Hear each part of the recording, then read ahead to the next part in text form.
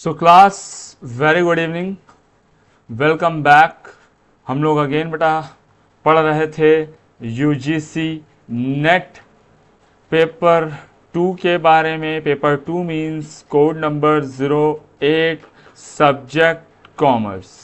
बेटा हम लोगों ने इस कॉमर्स के पेपर को कुछ ब्रीफली यूनिट्स में डिवाइड किया हुआ था, जिसमें से आज हमारी यूनिट का टर्न है balance of payment, basically BOP.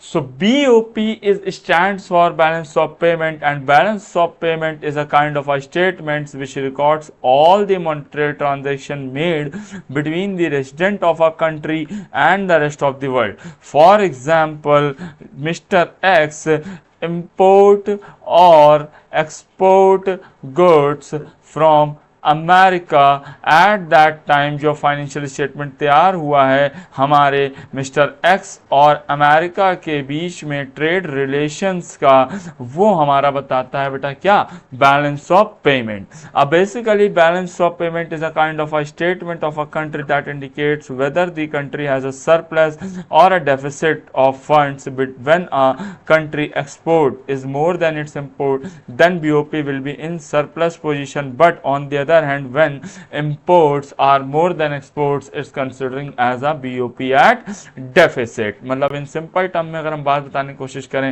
for example अगर any person who basically imports more, for example Mr. X do export to America, then they generate more revenue from American currency or American dollar is known as a surplus BOP. But on the other hand, when only Mr. X keep doing such kind of import from America, then he also to be paid a foreign currency as a payment, which enhance the deficit in a BOP.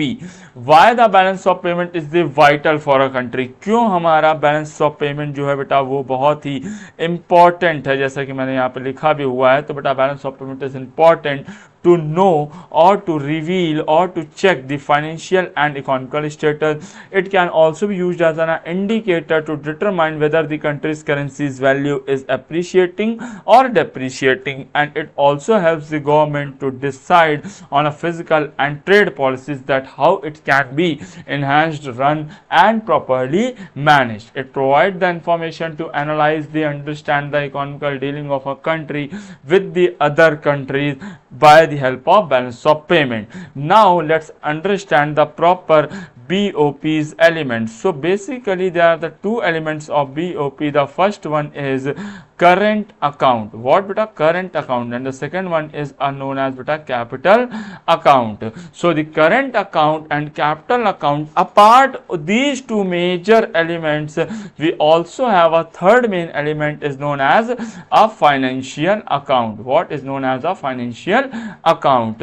So when we talk about a current account, we only know or monitor or check the inflow and outflow of the goods and services, means tangible goods and on the other hand intangible goods. But in format of capital account, we also only to discuss here a name or thing, a goods in format of three types. Like a capital account only consists of three major elements apart from the current account balances. Like it includes, the first one is loan and borrowing, second one is बच्चे investment, and the last one is beta foreign exchange reserves. Now let's come to the above topic again.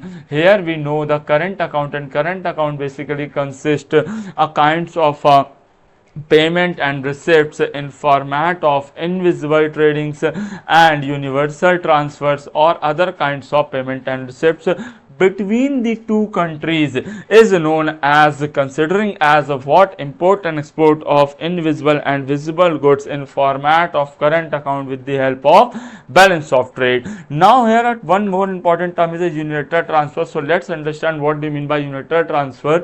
But a unilateral transfer is also known as a kind of a transfer income. as all you know that we have a two types of beta income. The one is a transfer and the second one is a beta factor income. Let's understand first factor in income in brief.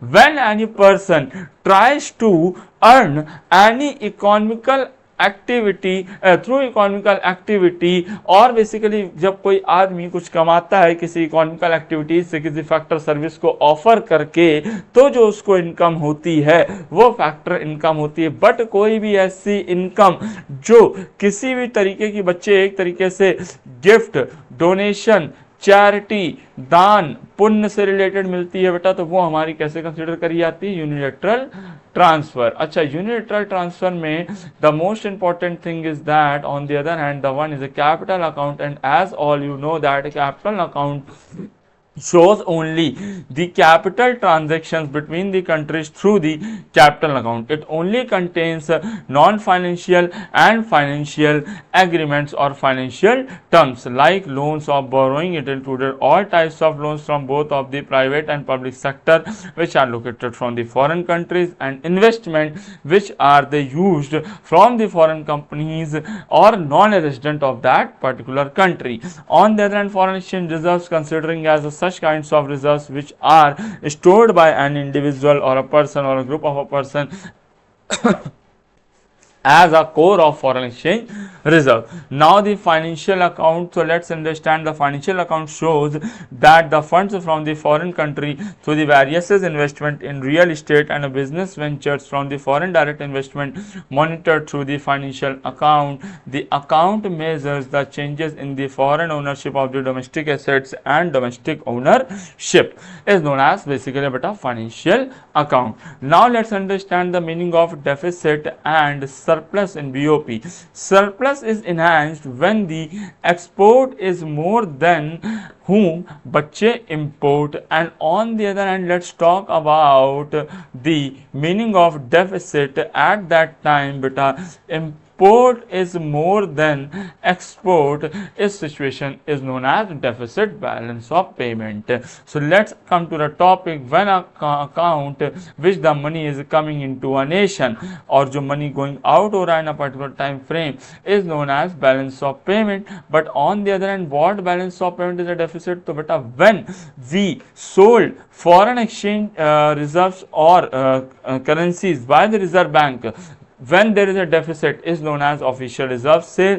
But on the other hand, decrease and increase in official reserve known as the overall balance of payment deficit or a surplus. Now the fundamental hypothesis is that thing the monetary authorities are the final financiaries of any deficit POPs. The official reserves transactions are relevant under the resign or regain of the foreign exchange rates then where the exchange rates are floating. मतलब basically various types of rates को भी use किया जाता है balance of payment और trade को manage करने के लिए. On the other hand, the points are coming like a balance of payment is divided into a following in a different ways. The first one is vertical into credited and debited, and horizontal into two major categories. Now let's understand the two major categories of such a thing is starting from the similarly when the balance of payment deficit gets smaller or the balance of payment surplus gets trigger the balance of payment. It's said to improve, or in opposite case there should be deteriorates. यानी कि बेटा improve करने की need तब होती है जब हमारा balance of payment deficit हो जाता है और increase करने की नीड तब होती है हमारा balance of payment घाटे में चल रहा होता है. So it is to be considering as a kind of what a balance of payment improvement case. Now let's basically understand the main fundamentals behind this balance of payment is known as. It is interesting to note that there may be a balance of trade deficit but still then there is a balance of a payment surpluses or a vice versa. Thus if we find any kind of trade deficit, it does not mean that a country is losing its reserves. तो इसका मतलब ये नहीं कि हर बार अगर country balance of deficit में है तो बेटा वो अपने reserves को lose कर रही है. It continuously steal that all those those things, but howly it cannot be or properly it cannot be run and managed is known as balance of payment and all etc. Now let's understand the main topic behind this thing is known as balance of payment must always be a balance. It's a remains again a question mark that balance of payment हमेशा always balance नहीं रहता है. When the total amount is credited item will be exactly be equal at the time of it debited items, then in only case the balance of payment must always be in a balance, but mostly in various cases it is equilibrium or in disequilibrium format.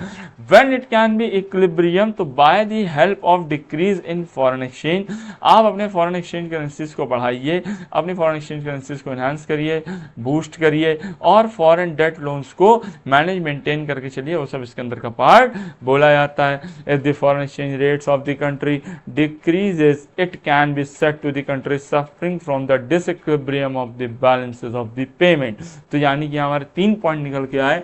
Decrease in foreign exchange यानी कि हमारी currency का boost होना, enhance होना, increase यानी कि उसका बढ़ना, डिक्रीज इन फॉरेन एक्सचेंज यानी कि उसका कहीं ना कहीं कुछ भी कम होना. कॉजेस ऑफ डिसइक्विलिब्रियम क्यों होते हैं कॉजेस? तो बेटा कॉजेस का सबसे पहला कारण है कि सर डिसइक्विलिब्रियम होने का मेन रीजन जब गुड्स एंड सर्विस के प्राइसेस हमारे बढ़ जाए या नेशनल इनकम जो हो बेटा वो एनहांस हो जाए, या सप्लाई ऑफ मनी हमारे लिए कहीं ना कहीं कुछ कम हो जाए, स्टेट ऑफ टेक्नोलॉजी पुअर हो जाए, हमारे टेस्ट एंड प्रेफरेंसेस डैमेज हो जाए, ये सारी चीजें बेटा इसके अंदर इंपैक्ट डालते हैं. आइए बोलता है it is interesting to note the current account consist of all transaction which relate to the current national income and current expenditure of the home country. मतलब कि properly importing of exporting of goods and services, expenses on travels, transportations, insurance, investment incomes, they all considering as a part of such various other things. Next come to the main point, it is can called as a overall balance of payment when the both current and capital accounts are taken into a consideration. Now the balance of payment is likely to be a balance sheet because the left side shows the account shows of the receipt यानी कि gains की बात करता है, and the right hand side shows always the expenses or payments. In short, left hand side is must be equal to the right hand side until unless they both are never be a equal, or then we never considering as a balance of payment is always a balance. So let's understand with the help of this following table. Here the principle clearly बताया गया है कि balance of payment rupees in crore की बात करते हैं तो बेटा रिसिप्ट साइड में हमारी लेफ्ट साइड हो गई और पेमेंट साइड जो होती है बेटा वो हमारी राइट साइड होती है, और पेमेंट ही हमारे क्या होते हैं बच्चे एक्सपेंसेस और रिसिप्ट ही हमारी क्या होती है बच्चे इनकम. सो लेट्स अंडरस्टैंड जब हम किसी भी गुड्स को बेटा बेचते हैं तो गुड्स को या सर्विस को तो बेटा हमारी ये अमाउंट आ रही यानी बेचेंगे तो ये हमारी इनकम हुई तो हमारा बैलेंस 640 आया, और अगर हमने उतनी ही सेम चीज की इंपोर्ट करा लिया तो बेटा ये हमारा भी सेम 640 आया. ये तो हो गया हमारे करंट अकाउंट की बात, जो कि मैंने अभी आपको बताया था. करंट अकाउंट के अंदर मेनली कितने हेड्स होते हैं सर? तो करंट अकाउंट के अंदर मेनली हमारे टेंजिबल और इनटेंजिबल या फिर गुड्स और सर्विस होते हैं. ऑन द अदर हैंड बेटा कैपिटल अकाउंट की बात करें तो इसके अंदर हमारी क्या आती थी? लोन्स, बोरोइंग, इन्वेस्टमेंट एंड ये सारी थिंग्स आती थी. तो सर इसमें देखिए लॉन्ग टर्म कैपिटल और बैलेंस पेमेंट ऑफ डेफिसिट की अमाउंट हमारे पास गिवन है, एंड लॉन्ग टर्म कैपिटल में अगर एक्सपोर्ट की बात करें तो बेटा वो भी हमारे पास एज गिवन है. तो ये अमाउंट जो हमारी यहाँ कंसिडर करी गई है वो हमारी एक तरीके से फिर again total receipt is equal to total expenditure होनी चाहिए, which shows the proper relationship between whom, between BOT and BOP. तो BOP तो मैंने आपको ऊपर बताया बेटा. अब बात करते हैं BOT. तो BOT is equal to export of goods minus import of goods. Simple, यानी कि BOT जो है बेटा वो शो करता है relation between the import and export of the mainly goods. Like it encourages the export which may require the cutting down of the wages, and the rate of interest export must be also encouraged by granting a boundaries and exporters to manufacturer also. यानी कि ये import करना duties को, import duties के charges को impose करना, prohibit करना product totally को, कोटा सिस्टम इन्हांस करना और कंट्री को इन्हांस करना, मैनेज करना by manufacturing different types of good. अच्छा, ये तो बात हो गई सर हमारी किस चीज़ से रिलेटेड, सर ये बात हमारी आई बेसिकली रिलेशनशिप बिटवीन के फर्स्ट पॉइंट से। अब इसमें आता है डेप्रिशिएटेड द एक्सटर्नल वैल्यूज, यानी कि सर जो एक्सटर्नल एक्सचेंज वैल्यूज है उसका डेप्रिसिएशन अगर हो रहा है, यानी उसकी वैल्यू अगर कम हो रही है, यानी कि तो हमारे लिए ये गलत बात है, क्योंकि फॉरेन कंट्रीज के लिए अगर हमारी कंट्री में सारी चीज़ें सस्ती हुई, हमारी कंट्री की करेंसी फॉल हो जाएगी, तो उससे क्या होगा, हम फॉरेन करेंसी के अंदर से कभी भी किसी भी तरीके का काम कंसीडर कर सकते हैं। आगे लिखा हुआ है क्या कि सर नो डाउट, यानी कि no doubted prices will be fall will check importer and stimulates the exporter and the methods of deflation is not even free from snag etcetera, यानी कि सर बात यहाँ पे हो रही है the force to came down while the cost of same and the reject these to do with this follow suit, यानी कि प्रॉपर तरीके से एग्जामिन करना और रन करना, मैनेज करना, इससे कंसिडरेबल करा जा सकता है। अगला पॉइंट इज कंसिडरिंग यार बेटा एक्सचेंज कंट्रोल, अगर हमारे एक्सपोर्टर डायरेक्टली सरेंडर करते हैं अपनी फॉरेन एक्सचेंज वैल्यूज को टू सेंट्रल बैंक, यानी सेंट्रल बैंक में आप जाइए अपनी करेंसी दीजिए और या फॉरेन करेंसी लीजिए, तो आप इजीली आसानी से अपना जो भी वो रेट होगा आपको उस रेट में करेंसी अवेलेबल हो जाएगी। Hence the last important point is known as devaluation. बेटा डीवैल्यूएशन सुनने में हमको डेप्रिसिएशन के ही जैसा लगता है, but when currency is devalued it values are decreased in terms of foreign currency, यानी कि हमारे मान लो फॉर एग्जांपल आज $1 इज इक्वल टू, थोड़ी देर में मान लेते हैं 89 है, यानी कि कल को अगर $1 इज इक्वल टू 90 हुआ तो this is known as what, devaluation, कि हमारी करेंसी में जो चीजें हैं वो कहीं ना कहीं अब कम हो गई हैं, बढ़ गई हैं, जिससे कि फॉरेन करेंसी के अंदर उन चीजों को लेकर के क्यूरियोसिटी कम हो जाएगी। बट अगर आज $1 इज इक्वल टू 88 हो जाएगा तो बेटा हमारे यहाँ पे सस्ताई नहीं हुई है, सिर्फ अंग्रेजों के यानी कि फॉरेनर्स के पॉइंट ऑफ व्यू से Indian goods now will be more cheaper. पहले वो $1 में 89 की चीज ले पाते, अब वो $1 में 88 की चीज ले पाएंगे, यानी उनका ₹1 बचेगा। इज नोन एज डीवैल्यूएशन, यानी वैल्यू का कम होना। ठीक, और अगला आता है क्या, एडजस्टमेंट ऑफ एक्सचेंज रेट की बात करें तो बेटा यही हमारी अप्रिसिएशन और डिप्रिसिएशन कंसीडर होता है। लेंडिंग बोरोइंग में बात आती है, इफेक्ट प्राइसेस में बात आती है, ट्रेड रिस्ट्रिक्शंस में भी कंसीडर किया जाता है। Thus, in order to correct the adverse balance of payment, no single method is to be found suitable. Proper as such as कोई method suitably found नहीं किया गया है, but still हम उसको अगर अपने factors के साथ consider करते हैं, देखते हैं, तो now if any of the above factors change without the corresponding change in the other factors there, we know that the export and import of the country are influenced by the number of factors. It is hardly possible that the equilibrium in the balance of trade and the country is possible to the fixed exchange rate, and the reason for the causes of disequilibrium in the balance of payment is noted below. The first one is better domestic inflation, second one is which is known as technical changes, and the third one is short supply. Domestic inflation is known as the greater bulk of balance of payment, जिसकी वजह से हमारी domestic country के अंदर महंगाई दर बेटा बढ़ा हुआ है। डोमेस्टिक इन्फ्लेशन बात करता है। टेक्नोलॉजी के चेंज होने से बेटा हमारा टेस्ट एंड प्रेफरेंस जो होता है वो पूरी तरीके से डैमेज हो जाता है, खराब हो जाता है, कन्वर्ट नहीं हो पाता है, रन नहीं हो पाता है, वो भी इसका पार्ट बोला जाता है। शॉर्ट सप्लाई, अक्सर हमारी लैक ऑफ प्रॉपर सप्लाई की वजह से भी बेटा हमारी जो सप्लाई के पर्पसेस हैं वो इनहैंस नहीं हो पाते हैं। अच्छा, इन 3 पॉइंटों का जो मेन इंपैक्ट पड़ रहा है वो बच्चे किस पे पड़ रहा है, वो पड़ रहा है बच्चे हमारी फॉल्स इन डिमांड पे और स्ट्रक्चर डिसइक्विलिब्रियम पे। यानी कि दिन पर दिन जिन जिन चीज़ों के बेटा प्राइसेस बढ़ते जाएंगे तो उससे हमारी कंट्री के अंदर जो भी गुड्स की डिमांड बेटा वो कम होती जाएगी। इसी को प्रॉपर रखने के लिए हमारी कंट्री ने एक्सपोर्ट करना ज़्यादा शुरू किया, ताकि इंपोर्ट फॉल हो जाए तो डिमांड फॉल होगी, और एक्सपोर्ट करेंगे तो हमारी कंट्री ऑलरेडी सेल्फ मेड हो जाएगी, सेल्फ रियलाइज्ड हो जाएगी, जिसकी वजह से हमारी कंट्री में किसी भी पर्टिकुलर गुड्स की डिमांड बढ़ने लग जाएगी। On the other cause it mention the deficit in current account due to the loss of service income creates the disequilibrium position में arises through the bankrupt of direct solvency or direct investment abroad. अच्छा, किन methods को use किया गया है यहाँ पर disequilibrium को करेक्ट करने के लिए ऑफ बैलेंस ऑफ पेमेंट? तो the first point is stimulative stimulating the export और चेक इंपोर्ट। पहले तो आप ये चेक करिए कि डिसइक्विलिब्रियम कब हो रहा है सर। तो डिसइक्विलिब्रियम होने का मेन कारण जो है बच्चे वो ये है कि हमारी कंट्री में इंपोर्ट ज़्यादा हो रहा है और एक्सपोर्ट कम हो रहा है। दैट्स वाई पहले हमको अपने इंपोर्ट्स और एक्सपोर्ट्स को चेक करना है कि हमारी एट द एंड कंट्री में क्या पोजीशन है, जिसकी वजह से हमारी कंट्री में वो प्रॉपर तरीके से रन नहीं हो पा रहा है। तो ये मेन चीज के अंदर कंसीडर करी गई थी। अच्छा, यहां पर एक टॉपिक हमारा ऊपर इसी से रिलेट करता हुआ है कि सर जो हमारे फैक्टर्स हैं वो ही हमारे सेम फैक्टर्स हमारे इसमें कंसीडर होते हैं, यानी कि इम्पोजिंग अ इम्पोर्ट ड्यूटी, यानी कि इम्पोर्ट ड्यूटी को बूस्ट करने के लिए या प्रोहिबिट करना उन प्रोडक्शंस का जो यहाँ पर कंप्लीटली अवेलेबल हैं एंड अडॉप्ट करना कोटा सिस्टम और अदर इक्विवेलेंट प्रोडक्ट्स को हमारी country में।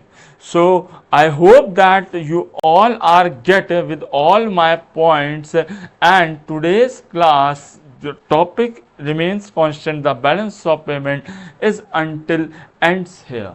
ठीक, आपको इसको प्रॉपर रीड रिवाइज करना है बच्चे। कोई दिक्कत डाउट आपको इसमें लगती है तो आप please do mention your doubts in the comment box.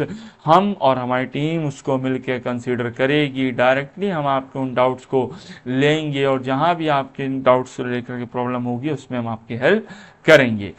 Do subscribe our channel, do like our videos. Thank you for watching and thank you for giving such valuable time. Have a good day.